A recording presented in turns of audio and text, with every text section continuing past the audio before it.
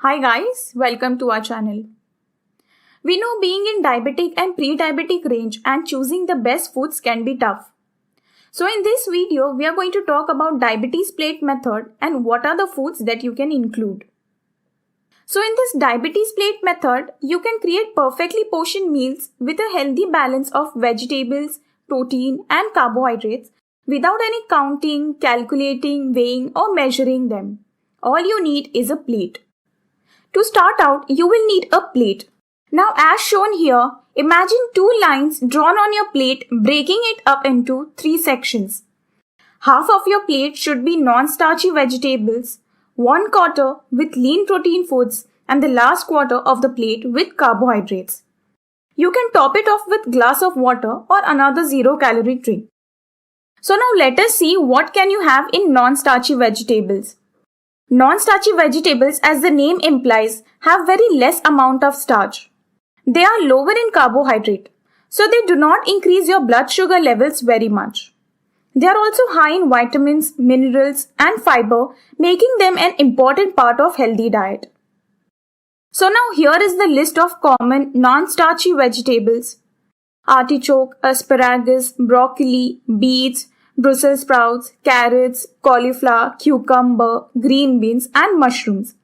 You can also include this non-starchy vegetables like cabbage, chayote, daikon, eggplant, fennel, gourds, greens like collard, kale, mustard, jicama, kohlrabi, okra, onions, pea pods, sugar snap, peppers, summer squash, tomato, turnips and water chestnuts.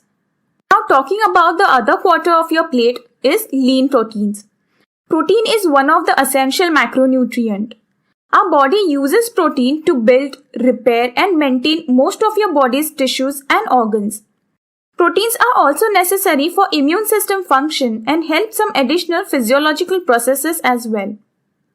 Foods high in proteins such as fish, chicken, lean beef, soy products and cheese are all considered as protein foods. However, proteins from animal sources usually contain saturated fat. This saturated fat may increase your risk of heart disease, whereas lean proteins are lower in fat and saturated fat, making them a healthier choice. But you should also keep in mind that some plant-based protein foods like beans and legumes are also high in proteins. So here are some examples of lean proteins from animal sources: chicken, turkey, eggs, fish like salmon, cod, tuna, tilapia or swordfish, shellfish like shrimp, scallop, clams, mussels or lobster, lean beef cuts such as chuck, round, sirloin, flank or tenderloin, lean pork cuts such as tenderloin chop or tenderloin, lean deli meats, cheese and cottage cheese. Plant-based sources of proteins are beans, lentils, hummus and falafel, nuts and nut butters, edamame, tofu, tempeh, plant-based meat substitutes. Now talking about the last quarter, that is carbohydrate.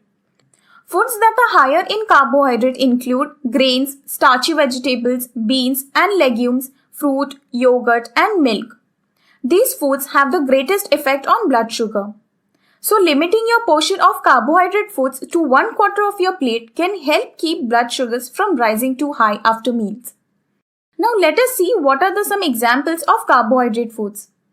Whole grains such as brown sugar, bulgur, oats, oatmeal, polenta, popcorn, quinoa, whole grain products like bread, pasta, tortillas, starchy vegetables such as acorn squash, butternut squash, green peas, pansnip, plantain, potato, pumpkin and sweet potato.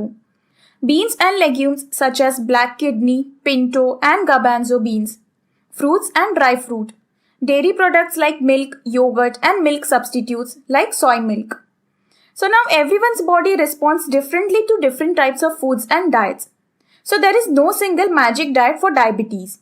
But you can follow a few simple guidelines to make out what works best for you to help manage your blood sugar. Share this video with your loved ones and don't forget to subscribe our channel.